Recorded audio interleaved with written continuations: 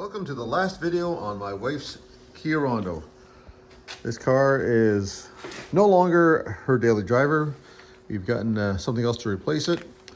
But I do need to do one more thing to this car before I can try to sell it. We're going to send it on the way down the road because if you guys haven't heard, I don't really care for this car. But let me show you what we're working on. I'm going to get the prop rod here. Where is that thing? Right up here. There we go. So this thing has got a code. Oh, I forgot the code number. I'll throw it up on the screen here so you guys can see it. It's got a code for a cam sensor. And hang on, we'll turn on the light. There we go. Light's on. And it's got a code for a cam sensor, which is, from what I can figure, is down here. And I don't even think we can see it here. See, this is the problem with this. And I cannot find decent instructions or decent video or anything on this to even try to reference. So I'm gonna try to do a better job and get one myself. I believe it's that one right there. So you can see, so that's where it is. I'm gonna pull the camera up here. That's the rad hose. It's below that right there. There's transmission dipstick right behind that. So it's gonna take a little bit of flexibility to get to there, but we should be able to get it without too much problem. So the code I got was a P0346, which shows a camshaft position sensor A, circuit A on bank 2, I think. I'm just going by memory because I don't have it in front of me at the moment. So again, bank 2 is on these 60-degree V6s, just like my Cavalier, the 3400 3.1s. They're all 60-degree V6s. Bank 1, cylinders 1, 3, and 5 are in the back, closer to the firewall. Bank 2, 2, 4, 6 in the front. All 60-degree V6s are set up the same way. That's just the way it is. If you want to know more about that, let me know. I'll send you to a video where somebody explains it better than I can. So next thing we're going to do though, we're going to make sure we got the right part.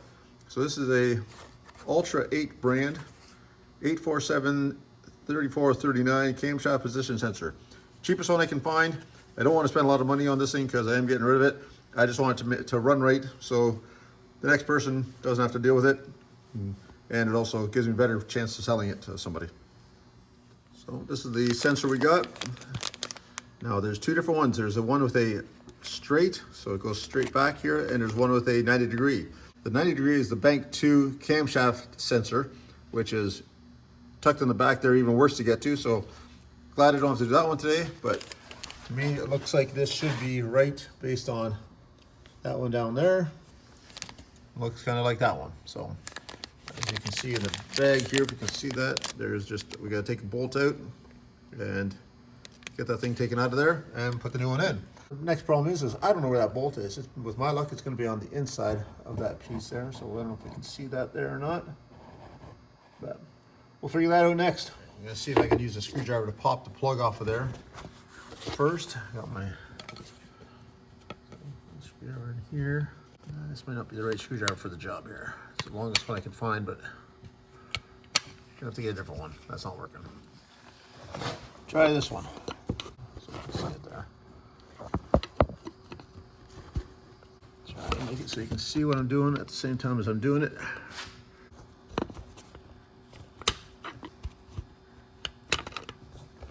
There we go. Don't know if you can see that or not. Got it popped off of there. Connector's off of there. Let's see. Grab that. There's your connector. So it feels like the bolt is on the bottom part here. So underneath there, kind of on the bottom there. Best guess based by feel, she's a 10mm, but that is purely a guess at this point. I'm gonna see if I can put this down there so you guys can see exactly what that sensor looks like. There it is there.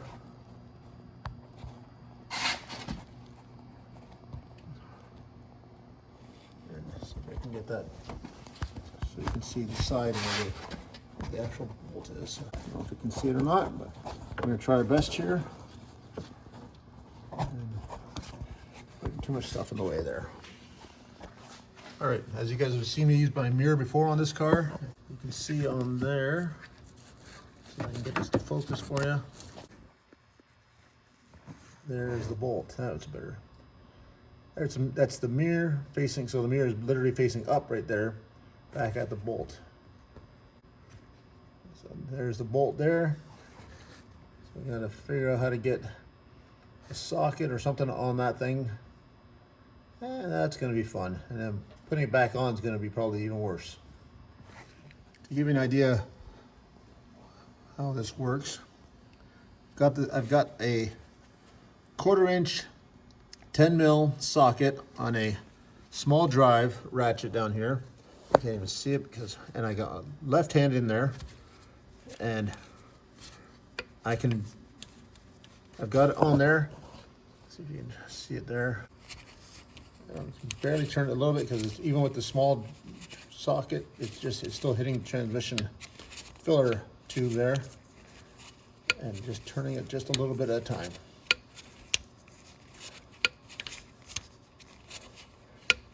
Better way to do if you took this actual rad hose off the top, but I ain't doing that because I don't want to get into that with this car. I got it past this, it's just hitting that filler tube. If I put it on the other side of it, it might be easier, or maybe bend that tube out of the way. I might try that and see if I can bend it at all. But it's not an easy thing, and I'm not left-handed. All right, got it past the tube there, just had to kind of squeeze it by. I can turn it a little bit more now. Still just doing this one-handed. It's not an easy thing to get that off of there, I tell you that.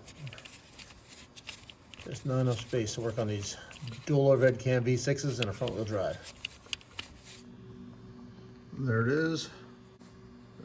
10 mil, not very long. Once it got going, it wasn't too bad to get it out of there, but now our next step is to get that sensor out of there. So I don't know if she's going to be completely wedged up in there. I don't know if I should spray it with some penetrating fluid or something first. I think we're just going to try a flat screwdriver and see if she'll wiggle out of there.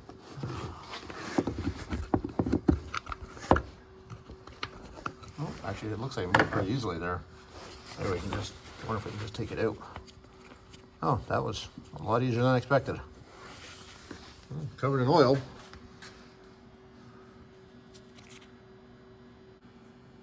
Set that aside. We'll get the new one. The new one looks pretty much the same. I already tested the plug just to make sure it works the same. So I'm not sure if we're losing oil or anything out of there. I dropped a little bit of oil down there. If you can snap it down there. Dripped a little bit. Nothing crazy. And now we just got to reverse it. Put this one back in. I don't imagine putting that screw is going to be any fun putting that back in there though. And it was in there something like this. See that or not, but try to show you whatever I can here. Not sure if it has a specific way to line up in the hole. Obviously the screw's got to go in the same spot. It doesn't look like it has any particular kind of spins in there, so it's not really a particular way that it lines up. So we're just gonna have to hold it in there and get the screw in there. That's not gonna be fun. All right, so here's the plan.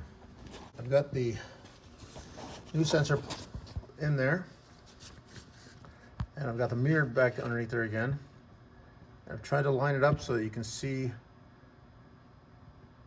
the hole and the new sensor and the bolt hole line up, and hopefully I can get that bolt to start in there and not have too much problem getting in there, but that's the plan. Wish me luck. All right, I've got the bolt started in there, just barely, but she's in there and it's turning. That was a little bit of a pain to get it started, but not the worst thing I've ever done. I'm tightened up as much as I can by hand now, so you can see that there. That is terrible the way to using this, but that's the socket right there. That's a sensor. And as much as I can do really with by hand. So now I got to get the ratchet back on there again. All right, got the ratchet back on there. Let's kind of stick the flashlight down there so you guys can see a little bit better what I'm doing. Hopefully this all lines up nicely, doesn't cause a big oil leak. Stubby ratchet, because we'll only be able to turn it just a little bit at a time here. No, don't fall. Oh, don't fall. Where'd it go? There it is. You guys can probably see this actually better than I can. Oh, that went right on there. That was dumb luck. Not an easy job. There's not enough room. And try to get lined up a little bit at a time. Almost there. Nope, split. All right, after a lot of fumbling to get it completely tight, it's tight now. Now we gotta hook up the sensor wire again, wherever that went to. Where is that? There it is. And like I said, I already tested this off the car just to make sure it was the right one. There we go. Like I tell you before, I work in auto parts. Always check your stuff before you dismantle everything. Make sure that the part is right, that we did it right, that we did our job right, that the manufacturer did the job right and gave you the right part. Because once you get it apart or you break something taking it apart, things get a lot more complicated. We got it all reassembled. Wasn't too bad, about kind of what I expected. A little bit of a pain in the butt to get to. See, fire it up here shortly and see what it does. Hopefully it works a little bit better. The problem with this, what started with this car was it acting up like there was a transmission shifting issue or something like that. It was bogging out. It was kind of being weird. At first I thought it was a transmission issue, but then I scanned it. Engine light of course came on and I got this code. So that's why I'm changing this sensor. Not a whole lot of information online about these things. I looked quite a bit to try to find some decent instructions. If you guys have access to Mitchell On Demand or Pro Demand, whatever you call it, the instructions on there are absolutely terrible. The pictures are absolutely terrible. The location where it's located is terrible. There is not much information. So that's why my whole point of this was to do one more video on this car and at least try to help somebody out with that thing, because where it's located down in there is dumb. First of all, it could be easily up on top or somewhere better where it's easily more accessible. But to not give decent instructions or decent pictures of where everything is even worse, because there's no excuse for that. Kia and Hyundai obviously have this information, but the pictures they give look like they're from 1985 and drawn by a kindergartner. They're just terrible. So, you know, again, I get it's an older car. They don't want to keep them on the road, but you know, guys like us, we keep fixing this stuff and keep it going. So let's go fire it up and see how it runs.